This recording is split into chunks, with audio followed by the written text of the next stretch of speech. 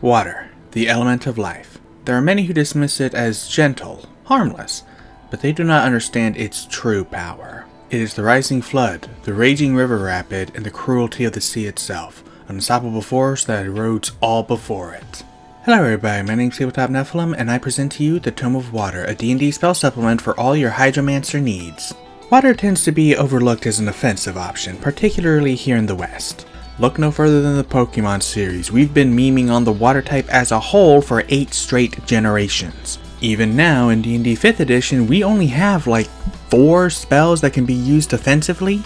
And so I've decided to create 10 water-themed spells for use in D&D 5th edition. To start, we have 2 cantrips, Bubble Stream and Water Whip. With Bubble Stream, you make a ranged spell attack against a creature or object within range. On a hit, the target takes 1d8 bludgeoning damage and is pushed back 10 feet.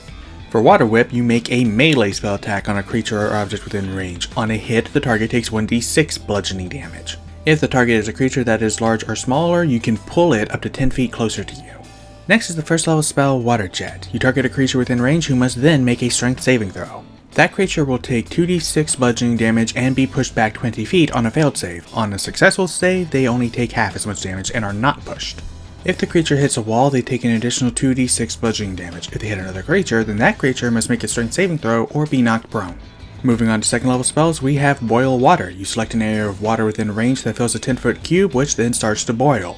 What a shocker. When you cast the spell, any creature within that area takes 3d8 fire damage, and you can use a bonus action on each of your subsequent turns to cause that damage again. Now this does do more damage and target more creatures than Heat Metal, another second level spell which this spell is based on. That said, it is highly situational, so if you find yourself in a situation where you can use it, or fabricate a situation where you can use it, then you deserve to have a little fun with it.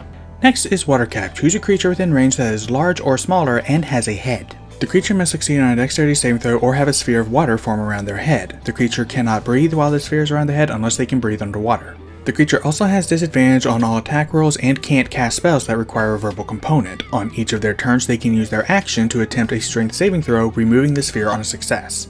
At third level, we have Riptide. You create a ring of water with a 20-foot radius that surges inward. Each creature within that ring must make a strength saving throw. On a failed save, they take 4d6 bludgeoning damage and are moved up to 10 feet inwards. On a successful save, they take half as much damage and are not moved. At 4th level, we have Water Crush. You select an area of water you can see within range that fills a 20-foot cube. Any creature within range must succeed on a strength saving throw or take 8d6 bludgeoning damage or half as much as a successful one. At 5th level, we have Broadside. You fire a salvo of water projectiles in a line originating from you that is 15 feet wide, 10 feet tall, and 60 feet long. Each creature within that line must make a dexterity saving throw, taking 8d8 bludgeoning damage and getting knocked prone on a failed save. On a successful save, they take half as much damage and are not knocked prone.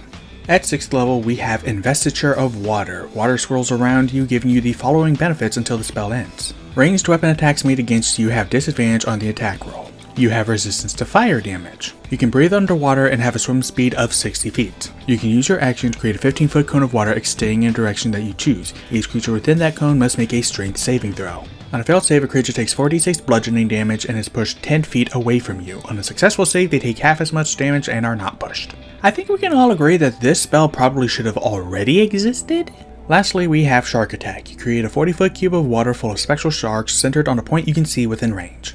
Each creature that enters the cube for the first time on a turn or starts their turn there must make a dexterity saving throw, taking 5d10 piercing damage on a failed save or half as much on a successful one.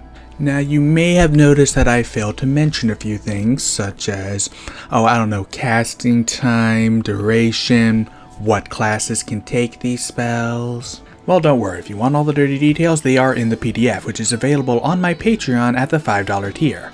A dirty trick, yes, I know, but I gotta give you some reason to pledge. Thank you everybody so much for watching. If you'd like this PDF for yourself, or if you'd just like to support my channel, there's a link to my Patreon down in the description. Let me know what you thought of these spells and how much of a sneaky little bitch I am down in the comments, and I'll see you all next time. Later.